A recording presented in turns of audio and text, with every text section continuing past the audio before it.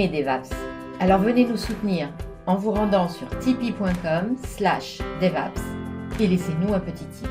Merci d'avance pour votre participation. tipeee.com/devaps. Bien, écoutez, bonjour, bienvenue pour ce 9e épisode de notre 6e saison des meet-ups de DevApps. Aujourd'hui, trois parties. Alors, une première partie sur les actus, mais je pense que ça va aller très très rapidement. Une deuxième partie, alors je ne sais pas dans quel ordre tu veux qu'on le fasse, Laurent, où Laurent qui a une petite présentation de Avalon UI qu'il a testé. Oh, Et j'ai puis, testé. hein 5 minutes. 5 Ah minutes. ouais. hein. Et moi, je me suis amusé, là, j'ai acheté un Stream Deck dimanche dernier. Je l'ai commandé le samedi, je l'ai eu le dimanche après-midi. Merci Amazon. Bon, bref.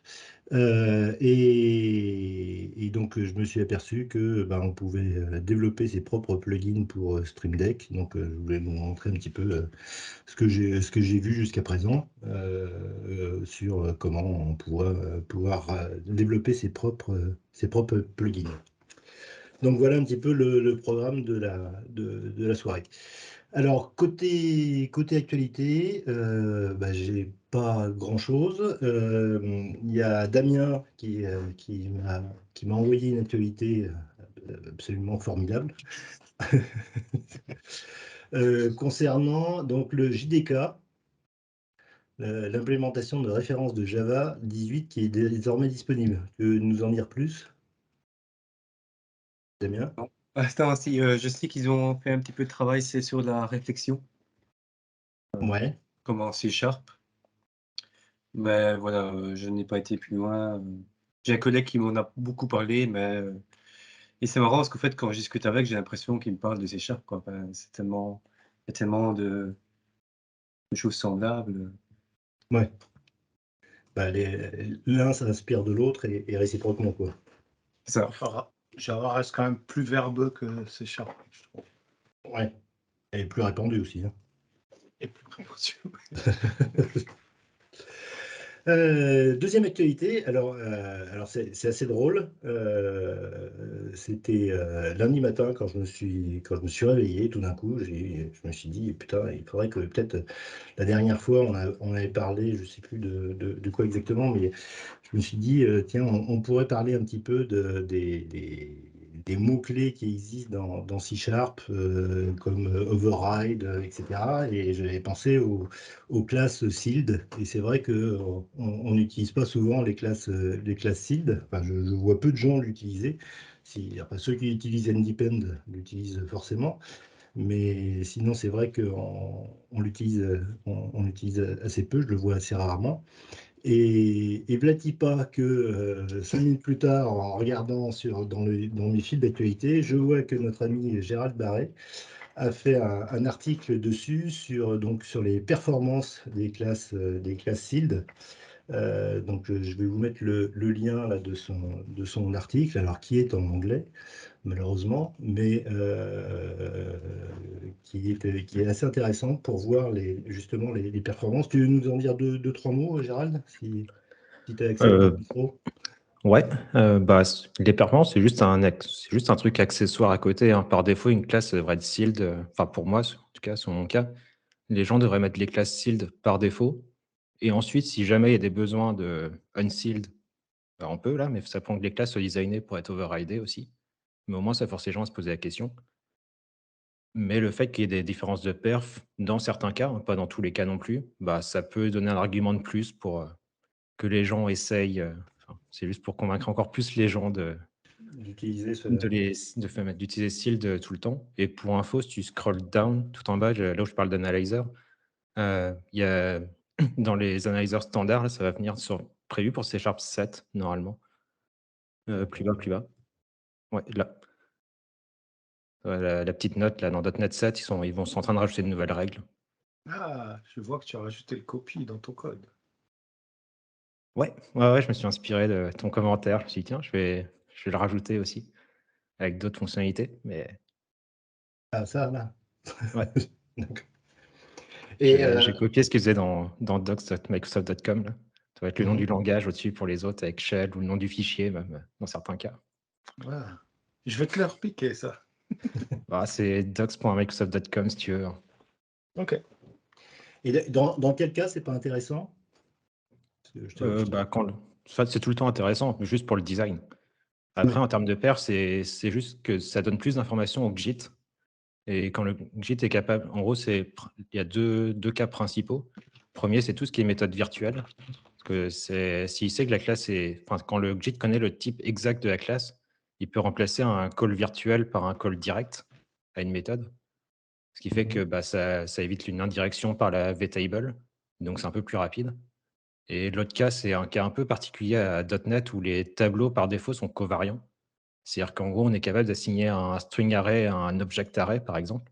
Ouais. Et ça a un coût, en fait. Et pareil, quand le Git sait que le type est, il connaît le type d'avance, il peut éviter des checks à ce niveau-là.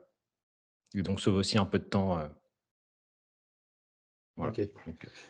Donc la conclusion, c'est mettez Shield la plupart du temps sur vos classes, quoi. Bah, tout le temps, sauf si vous avez un vrai besoin D'héritage? d'override. Ouais. Ouais. Ouais. Et alors, comme moi, je ne conseille pas du tout de mettre de l'héritage dans ces développements. Dans ce Donc, cas-là, tu prends Measure to Analyzer, la règle 0053, là, et tu la mets en erreur ou en warning. Et au moins, tu es sûr que les gens la respectent. Ouais, Moi, c'est ce que je fais, hein, en warning dans mes projets. d'accord. Putain, si tu mets ça dans tes warnings, tu mets ça dans n'importe quelle solution actuellement, putain, ça explose, quoi. Ouais, mais ça Ça, se je dois fait les introduire. immédiatement. La solution de Richard de son projet, Oui. Ah oui, non, là, c'est même pas la peine d'imaginer. En plus, il y a beaucoup d'héritage à l'intérieur. Donc, c'est pour ça que c'est le cauchemar. C'est ça, mais après, les analyseurs, ils détectent, hein, quand il y a de l'héritage, ils ne te remontent pas les erreurs, hein.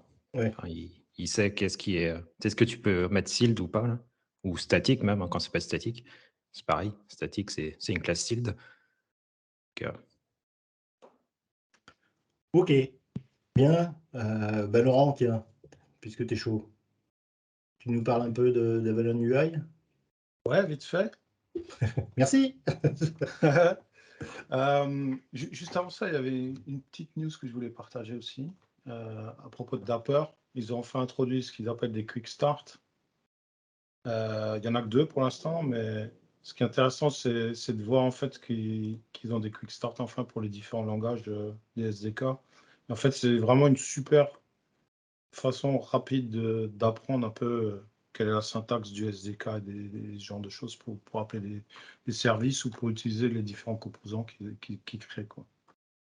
Donc voilà pour Dapper. Et tu l'utilises en production ou pas du tout? Non, C'est je n'utilise juste pas en pour faire. production. Non, je n'utilise pas en production. Peut-être un jour, mais comme mon l'app en production au boulot, c'est une app WPF pour l'instant. Non. Quand on sera sur du web, certainement, ouais. C'est quelque chose que je regarde utiliser. Ok, donc sinon, à propos de Avalonia, donc je ne sais pas si vous savez ce que c'est. Avalonia UI. Pas préparer de slide ou quoi que ce soit, c'était juste une petite news que j'ai vue. Donc Avalonia, en fait, ça s'inspire de WPF, de Windows Presentation Foundation.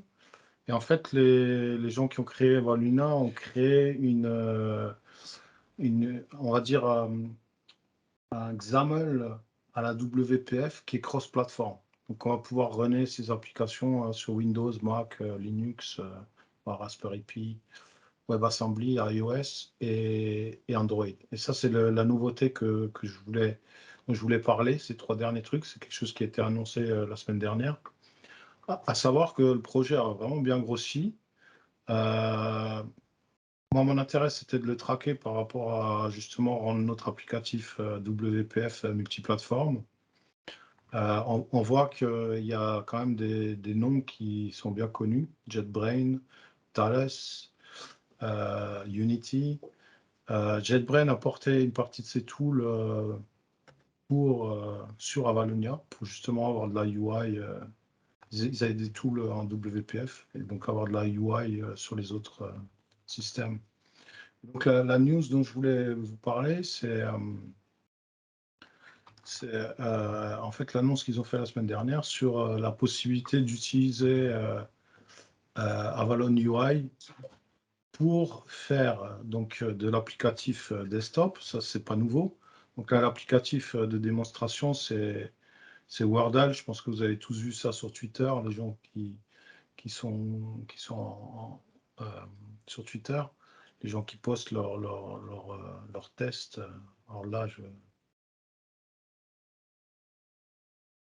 c'est juste pour montrer un peu l'application. Donc c'est un truc relativement simple, mais c'est une UI qui est faite en WPF. Donc je vais juste vous montrer un peu le projet. Donc ça, c'est la partie desktop. La partie desktop, il n'y a pas grand-chose. Il y a juste le programme, comme on peut voir, avec un main, etc. App Builder, configure. Rien de bien révolutionnaire de ce côté-là. Ce qui est intéressant, c'est de voir que donc Word Desktop, il référence Wordle. Et quand on va voir le projet Wordle, là, on se rend compte en fait qu'effectivement, on commence à avoir des trucs alors ça s'appelle pas XAML, mais XAML pour Avalonia XAML. Il y a des petites différences entre WPF et le XAML du WPF et d'Avalonia, avec pas mal de choses qui améliorent certaines problématiques qu'on a en WPF. Donc c'est assez intéressant. Et donc on voit que on a ces views. Et alors le truc qui est intéressant aussi, c'est que ça c'est le desktop, tout le monde connaît. Il y a d'autres systèmes qui le font. Et maintenant, ils ont fait une version web. Et cette version web, on va voir, la page index, elle a juste une Avalon View. Et dans les dependences des projets, elle référence les autres views qui sont dans l'autre projet Wordle. Donc ici, en fait, j'ai une application Blazor relativement standard, avec juste ce composant Avalon View qui est nouveau. Et en fait, on se retrouve, donc ça c'est l'application Windows, et ça c'est la même application qui tourne sur Blazor. D'accord, donc là il te génère une application cliente ou une application serveur Blazor? Ça, c'est une très bonne question. Je n'ai pas regardé ce détail.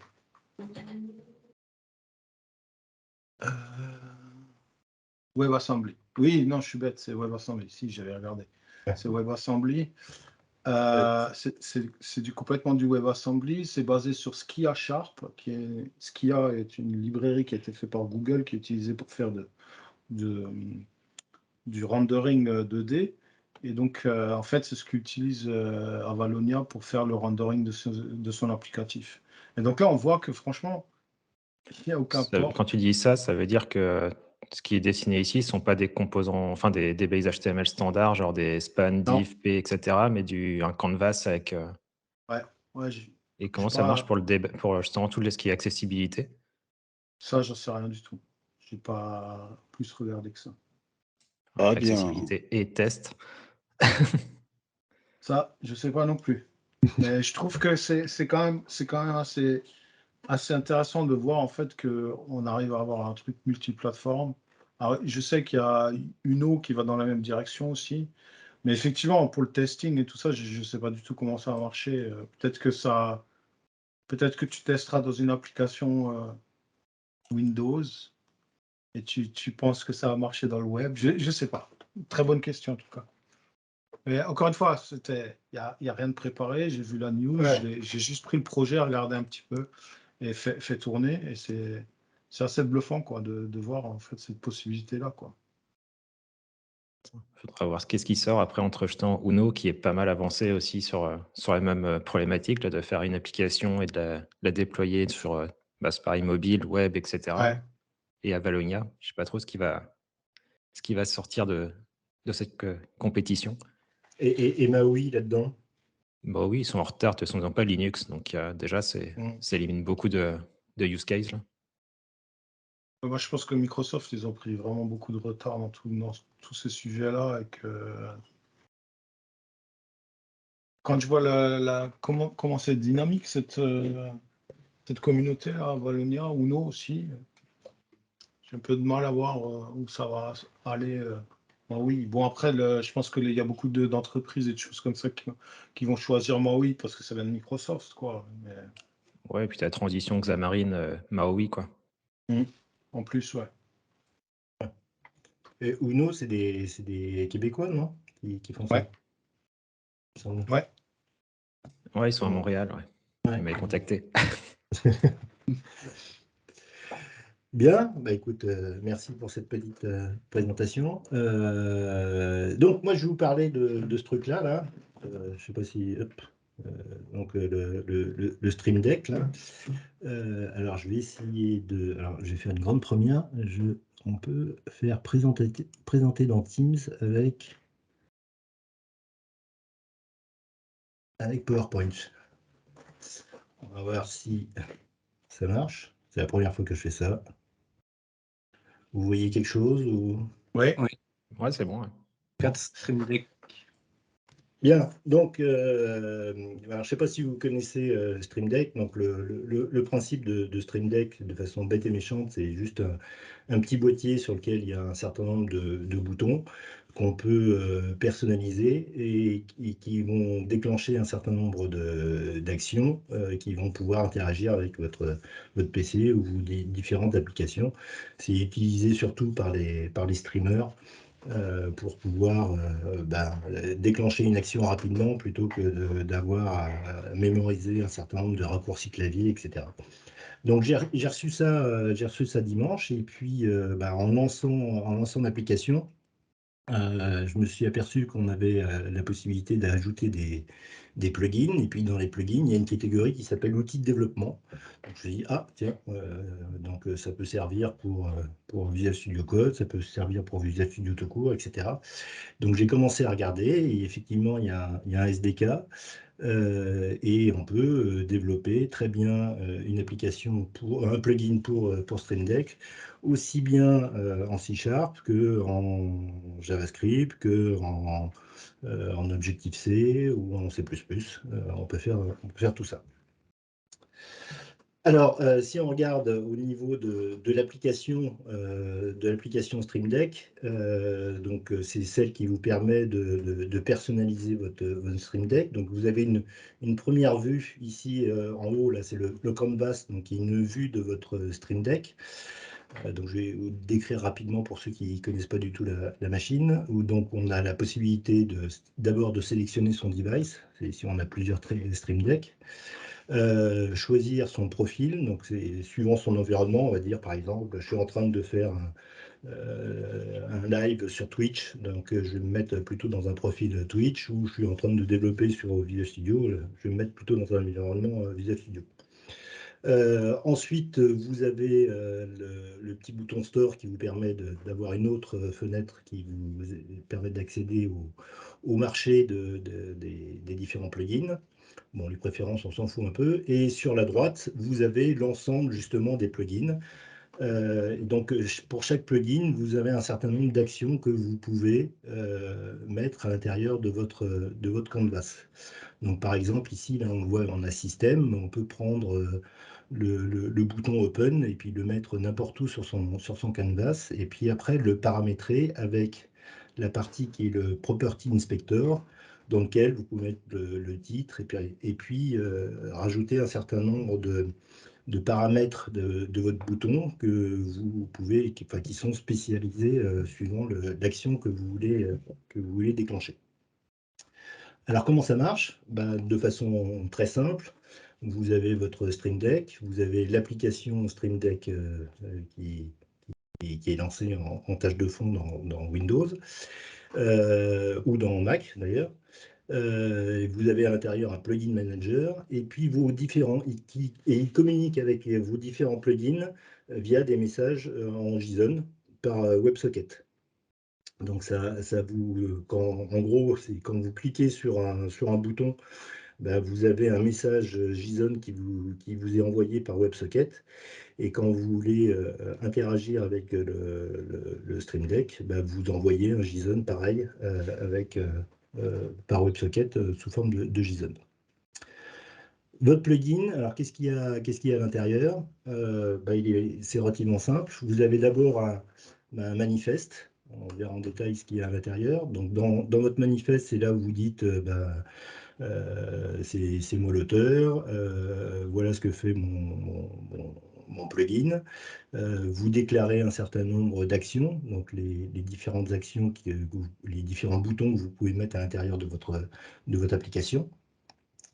Ensuite, bah, vous avez votre code, le code de votre application en elle-même, qui donc doit réagir aux différents événements du Stream Deck ou envoyer des informations au Stream Deck. Vous avez le Property Inspector, donc, qui est la partie qui permet de définir les différents paramètres de votre plugin, par exemple le titre ou après l'ensemble des informations qui sont spécifiques à votre bouton. Et puis après, bah, des assets, donc les différentes images, etc., que vous pouvez rajouter à l'intérieur. Donc au niveau vous voyez, je suis spécialiste PowerPoint. Si vous regardez au niveau des différents events, donc il y a ceux que vous pouvez recevoir. Donc dans ceux que vous pouvez recevoir, vous avez bien sûr les principaux, c'est key down et key up. Donc quand on appuie sur le bouton. Et puis ensuite, vous en avez d'autres. Alors je les ai pas tous mis, mais will appear, will disappear, c'est quand votre bouton apparaît ou disparaît, quand le device se connecte, quand l'application est lancée, etc., etc. Donc vous avez tout comme ça une quinzaine d'événements qui existent. Et puis vous avez des messages que vous pouvez envoyer à votre Stream Deck. Donc vous avez les settings pour enregistrer vos paramètres à l'intérieur. Log message, c'est pour faire du log. Vous avez un fichier log qui est généré automatiquement à l'intérieur de l'application. Et puis, bah, vous avez, par exemple, la méthode setTitle qui permet de définir le texte qui va apparaître sur votre bouton. Et puis cette image qui vous permet de changer d'image de votre bouton. Alors, à côté, vous avez un exemple d'événement, donc qui est l'événement Keydown, et qui vous montre quel est le type de JSON qui vous est renvoyé. Donc là, par exemple, on voit qu'il y a une action, c'est le nom de l'action de votre bouton qui vous est envoyé. Ensuite, vous avez quel est le nom de l'événement, donc Keydown. Context device, je ne sais pas trop, là, je vous avouerai. Ensuite, vous avez colonne et row, donc qui vous indiquent où est positionné le bouton à l'intérieur de votre Stream Deck. Donc, moi, j'ai un Stream Deck là, qui a 15 boutons, donc 5 colonnes et 3 lignes. Donc, ça me permet de savoir à quel endroit il a été appuyé. Donc, ce que je vous disais, c'est au niveau des communications entre le Stream Deck et votre application. Alors, votre application en C#, c'est juste une application, j'allais dire une application console bête et méchante, dans laquelle qui va être lancée au moment où l'application Stream Deck est lancée. Et à vous de déclencher un WebSocket, enfin d'ouvrir un WebSocket qui va vous permettre de communiquer avec le Stream Deck. Donc il va falloir créer les WebSockets et puis désérialiser et sérialiser les paramètres qui sont envoyés, qui sont reçus par le Stream Deck. Donc tout ça, ça prend beaucoup de temps parce que vous voyez, là par exemple, là, on a action, event, contexte, etc. Donc c'est assez complexe. Donc, enfin complexe, façon de parler. Mais bon, il y a pas mal de travail pour mettre tout ça en œuvre. Alors heureusement, il y a des petits malins qui bien sûr, ont commencé à développer là-dessus. Et on a un premier wrapper qui existe, donc qui est sur GitHub, qui est Stream Deck Client C#. Donc, dans lequel vous avez un wrapper qui vous permet justement d'ouvrir les communications et d'avoir des événements qui sont typés et de pouvoir envoyer des événements typés à votre Stream Deck. Donc ça, c'est assez pratique, ça vous évite de réinventer l'eau chaude de façon un peu rébarbative. Et vous avez un wrapper du wrapper, donc une autre application qui s'appelle Stream Deck Tools, donc qui utilise d'ailleurs le Stream Deck Client C#, pour tout ce qui est communication. Et ensuite, vous avez un certain nombre d'outils supplémentaires qui vous sont fournis avec ce projet. Donc, vous avez par exemple les tools templates qui vous permet qui vous fournit des templates pour Visual Studio, où donc vous créez directement le schéma, enfin le squelette de votre application avec ce template. Vous avez un outil install.bat, on verra tout à l'heure à quoi elle sert, mais qui permet en gros d'arrêter l'application Stream Deck, de compiler votre code, de le copier votre code et de relancer votre application, de relancer le Stream Deck. Et puis après, bon, il y a tout ce qui est EasyPI, c'est pour le Property Inspector, c'est pour créer une interface plus simple pour la gestion des propriétés. Et Profiles, alors ça, je n'ai pas encore regardé en détail, mais vous pouvez créer des profiles. Et donc, c'est en gros, quand vous avez un Steam Deck avec 15 boutons, c'est directement, vous choisissez votre profil et vous créez automatiquement les 15 boutons pour l'utilisateur d'un seul coup.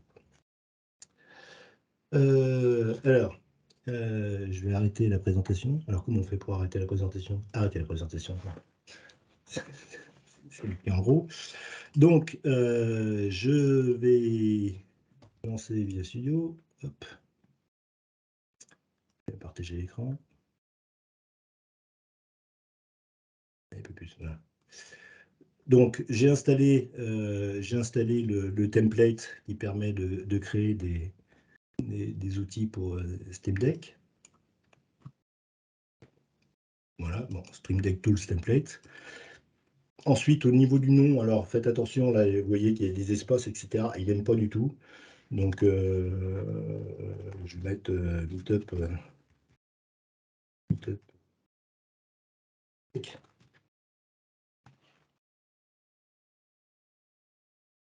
Donc, évitez les majuscules également, c'est un peu pénible, mais il demande de supprimer les majuscules. Où est-ce qu'il me l'a mis? Pourquoi il me l'a mis là? Hop. Voilà. Donc, voilà un peu la structure de votre application. Alors, ce qu'il y a de sympa, c'est que le gars a bien foutu son truc. Là, il y a un README qui vous permet de voir quelles sont toutes les étapes à faire pour mettre en œuvre son application. Donc, la première chose, c'est le manifeste, donc ce fichier JSON. Donc, vous avez ici les paramètres globaux de votre application. Donc, vous dites, l'auteur, c'est Richard, le nom de votre application, la description, super plugin, par exemple. Bon, pas d'intérêt.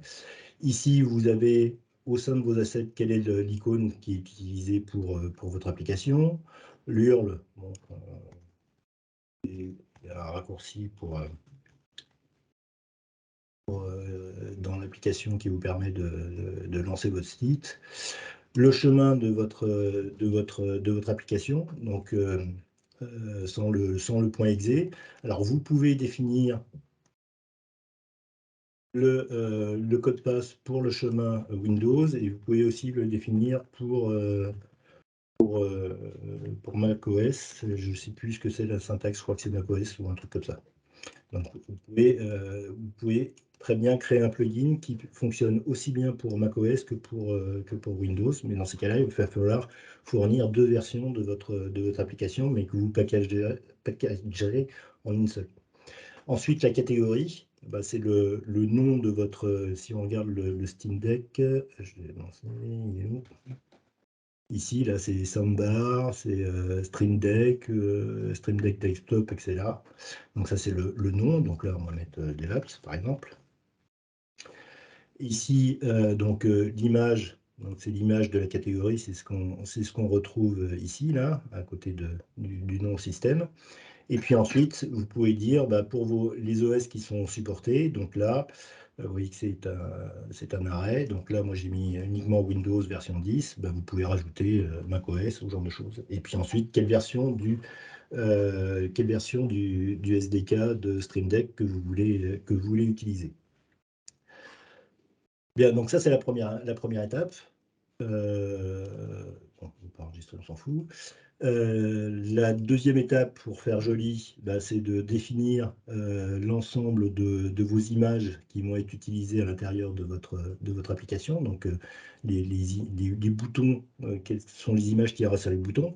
Alors, vous pouvez rajouter n'importe quel type d'image, sachant que on a une méthode setTitle, mais vous avez également une méthode setImage, donc qui vous permet de changer l'image de votre bouton. Donc, ça va permettre de personnaliser un petit peu l'aspect du bouton. Donc voilà. Et ensuite, bah, au niveau de votre application, bah, c'est relativement simple. Comme vous avez référencé le package des tools, ici, vous avez juste dans le main du programme à appeler le sdwrapper.run. Donc, qui va se charger de gérer les WebSockets pour vous et de déclencher les événements qui sont déclenchés par votre Stream Deck et de pouvoir envoyer des informations à votre Stream Deck. Donc, une fois qu'on a fait tout ça, bah, après, il va falloir faire notre code. Donc là, par exemple, ici, j'ai juste une action. Donc, je vous rappelle, hein, ici, vous avez la catégorie de votre... Enfin, là, c'est le système, par exemple, c'est le nom de votre plugin. Et ici, l'ensemble des boutons, site web, plusieurs raccourcis, etc., c'est l'ensemble des actions de votre plugin. Donc ici, vous allez pouvoir déclarer une classe action qui hérite de plugin base. Et vous allez lui dire que l'ID de son action, bah, vous lui donnez un nom que vous définissez à l'intérieur du manifeste ici. C'est ce qu'on retrouve ici. Hop. Et pousse-le, toi. Voilà. Donc, le UID de votre action, c'est ce qu'on retrouve ici. Et ensuite, bah, au niveau du code, c'est relativement simple. On va passer sur les settings.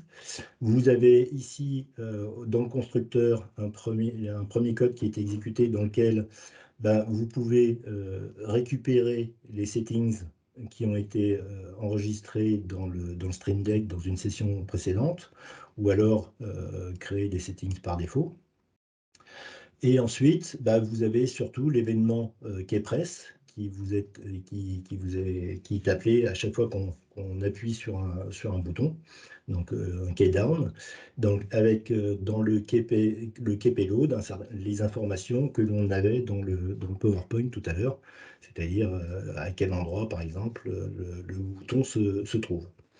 Et à partir de là, bah, vous pouvez rajouter tout le code que vous voulez à l'intérieur de votre application. Donc, je vais prendre juste un autre exemple. Où est-ce que je l'ai mis? OK, voilà.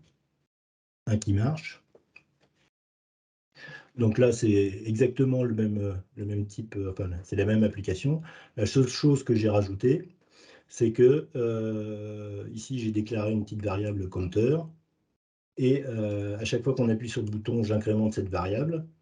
Et ensuite, bah, j'envoie une méthode, j'envoie un message en lui disant change-moi le texte et mets-moi counter plus 1, enfin la valeur du counter au milieu du texte, au milieu du bouton. Donc c'est quelque chose qui est relativement simple. Et si on regarde ici, voilà, donc lui il n'est pas installé. Donc maintenant que je suis content de mon code, je le trouve super sympa, bah, je vais vouloir le déployer et le tester à l'intérieur de mon application. Donc la première chose à faire, bah, c'est de générer mon application. Je vais ensuite aller récupérer mon code. Voilà, donc ici, j'ai mon code qui a été compilé. Il l'a compilé à l'intérieur d'un dossier qui s'appelle .sdplugin. Donc celui-là, il va falloir que je le mette à l'intérieur des plugins de mon Stream Deck. Alors pour ça, la première chose à faire, c'est d'arrêter de façon sauvage mon application Stream Deck. Donc, hop, où est-ce qu'il est mon Stream Deck? Pégus, c'était où? Il n'est pas lancé? Non, il n'a pas l'air d'être lancé. Bon. Donc, je vais à l'intérieur de donc le C, le programme files, Elgato, c'est l'éditeur, Stream Deck, j'ai un dossier plugin. Et à l'intérieur de ces plugins, c'est là où je vais copier mon application.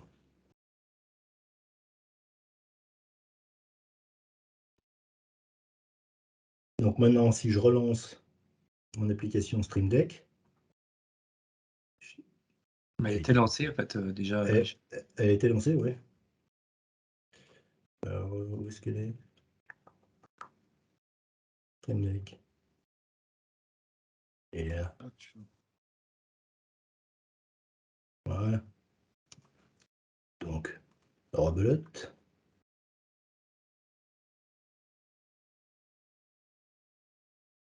T'as pas fait un bouton pour lancer Stream Deck? Non. Et coucou la voilou. Donc j'ai bien mon application DevApps qui apparaît. Et donc je peux prendre mon bouton, le mettre à l'intérieur. Et à chaque fois que je vais appuyer dessus, au miracle, j'ai bien le bouton qui s'incrémente. C'est merveilleux. Donc ça fonctionne. Le seul problème, c'est que si je fais une modification, il faut que, de la même façon, j'arrête mon application Stream Deck, que je recompile, que je recopie, etc., quoi. Si on veut débugger, alors il y a deux façons de faire. La première façon, c'est d'utiliser, d'envoyer des messages de log et d'aller dans le dossier de log de Stream Deck pour aller voir les informations qui sont loguées.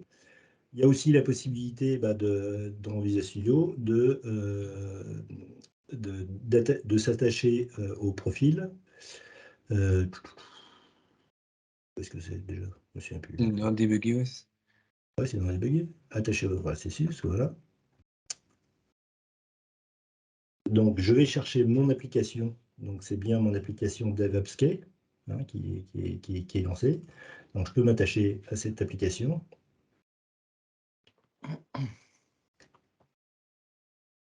Et mettre un point d'arrêt, par exemple ici. Donc, dès que je vais appuyer sur le bouton, j'ai bien le point d'arrêt j'ai bien le point d'arrêt à l'intérieur de mon code. Il n'y a pas. Voilà. 11. Et puis après, je peux continuer. Et puis, j'ai mon 11 qui apparaît là. Voilà. Donc voilà. Alors, ensuite, si on reprend au niveau de la présentation.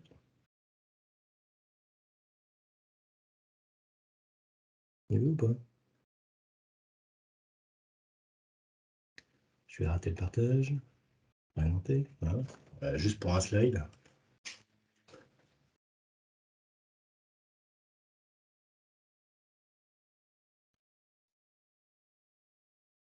Voilà. Donc, au niveau pour pouvoir développer l'application, donc il faut générer, terminer le process de Stream Deck, copier le SD plugin folder, redémarrer l'application Stream Deck et puis après attacher l'application. Après, si vous voulez, si vous êtes très content de votre application et que vous voulez la distribuer au monde entier, donc dans ces cas-là, vous avez un outil qui est fourni avec le SDK, enfin que vous pouvez télécharger sur le site du SDK de Elgato, donc qui est le distributiontool.exe, donc il y a une application console qui va surtout lire votre fichier manifeste et vérifier qu'il est bien formé. Et ensuite, va vous générer un fichier .sd plugin, donc qui sera le fichier qui sera distribué. Alors, vous pouvez le mettre en téléchargement sur votre site et puis donc dire aux gens, vous double-cliquez dessus, et normalement, ça vous l'installe à l'intérieur de votre Stream Deck. Et si vous voulez qu'il apparaisse à l'intérieur de l'outil, donc ici du marketplace, si on peut dire, de Stream Deck, alors, il n'y a pas de site de distribution. Il n'y a pas, comme pour Android, Apple ou pour Microsoft, le site du marketplace. La seule façon de faire, enfin moi que j'ai vu, c'est d'envoyer par email votre plugin à Elgato et c'est eux qui se chargent de le mettre en place, de le mettre à l'intérieur du store. Voilà. Donc voilà un peu rapidement ce que j'ai vu à l'intérieur de cette application.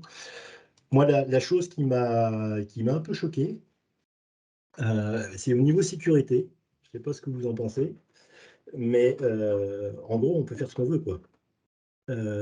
C'est-à-dire que vous pouvez très bien imaginer de faire un format de ces 2 points à l'intérieur de votre code quand on appuie sur le bouton, quoi. Et je ne sais pas comment ils font pour sécuriser ça. Donc, Comme voilà. n'importe quelle application que tu lances sur ta machine. Ouais, manière ouais. Le générale. process, il est pas admin, de toute façon. C'est pas dit.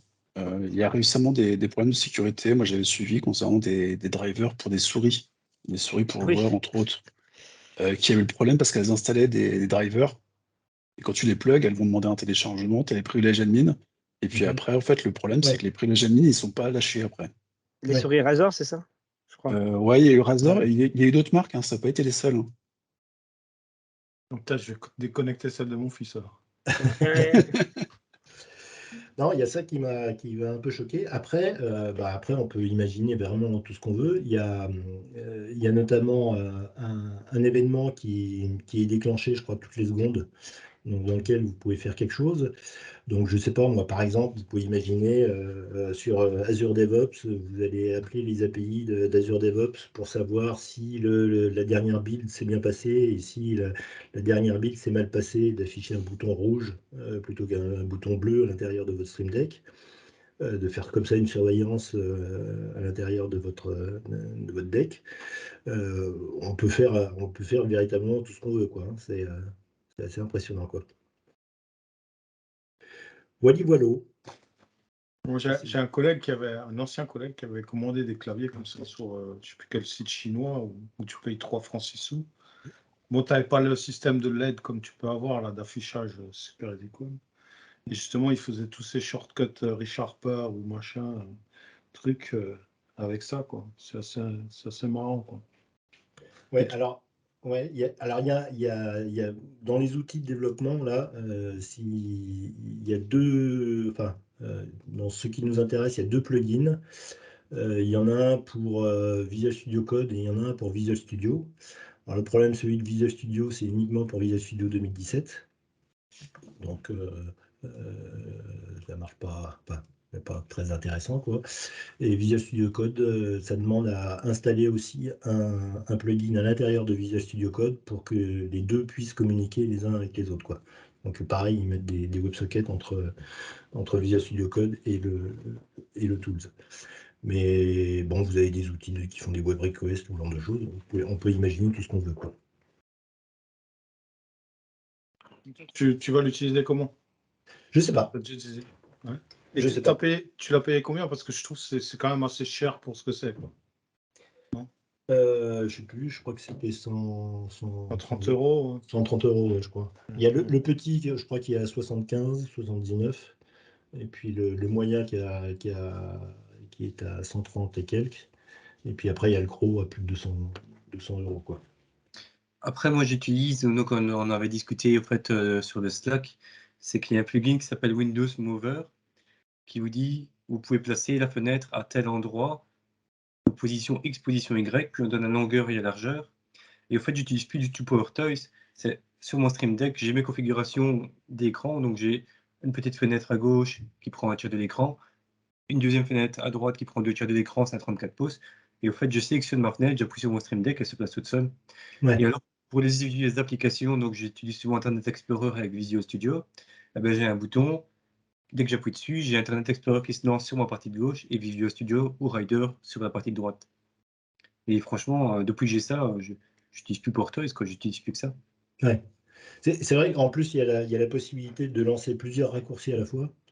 Donc de faire des combinaisons comme ça qui permettent d'avoir raccourcis de tâches assez sophistiqués, quoi. Il faut juste se poser 5 minutes et essayer d'imaginer tout ce qu'on peut faire avec, quoi. Donc, qu'est-ce qui t'empêche de binder, par exemple, Windows F3 sur le Rien. fait de... Ok. Donc Rien. là, ce que ça rajoute, c'est juste que tu as le petit écran qui est un peu plus fancy, quoi. C'est ça. Oui, c'est ça. Ouais. Non. Après, même pour Teams, quand je suis sur Teams, j'ai le raccourci mettre en mute, masquer la caméra, lancer un partage, même décrocher, raccrocher, j'ai des boutons dessus.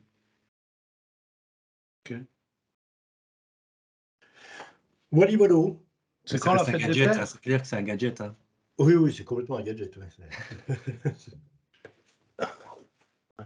Ok. Et ça prend, par contre, ça prend un port de plus USB.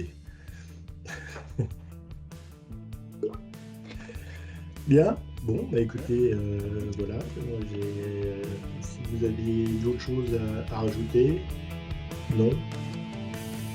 Si vous aviez des idées pour la semaine prochaine, ce serait une bonne idée aussi, comme d'habitude. Bien, bah écoutez, bonne soirée, et puis à la semaine prochaine. Ciao tout le monde. Ciao. Salut tout le monde. Merci Richard. Merci Richard.